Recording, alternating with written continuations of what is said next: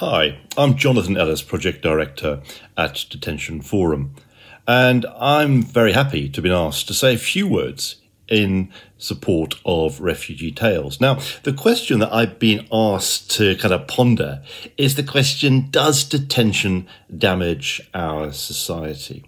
Now, it's an interesting question. Certainly for me, at the forum, we spend most of our time thinking about how detention impacts on the individual detained. But does it damage society?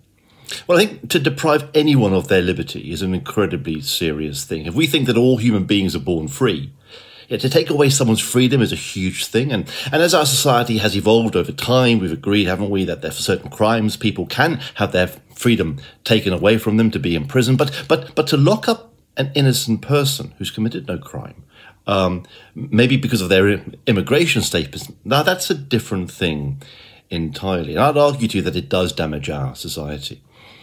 I think how we treat the most vulnerable in our society is a real marker of how we are, of how civilized, of how decent we are. And I think detention is a stain on that reputation. When we detain people, it shows that clearly we're not thinking about how it would feel ourselves if we were to be detained. It damages us because we know, don't we, that so many people are released, having been in detention, having suffered all of the mental health pressures, and then they're expected to integrate into our society, having had that horrendous experience. So we know that it damages us as a society financially as well. It damages us because it's being done in our name.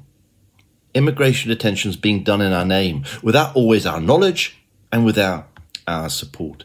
And it damages us because in our very own society, it's creating suffering. And within our democracy, to date, we have not been strong enough to effectively challenge that.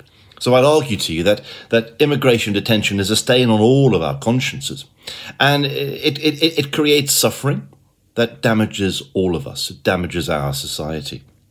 And it's surely beholden on all of us to be part of this growing movement to say boldly that detention should end. It should end because it damages our society and because it's inhumane and unjust.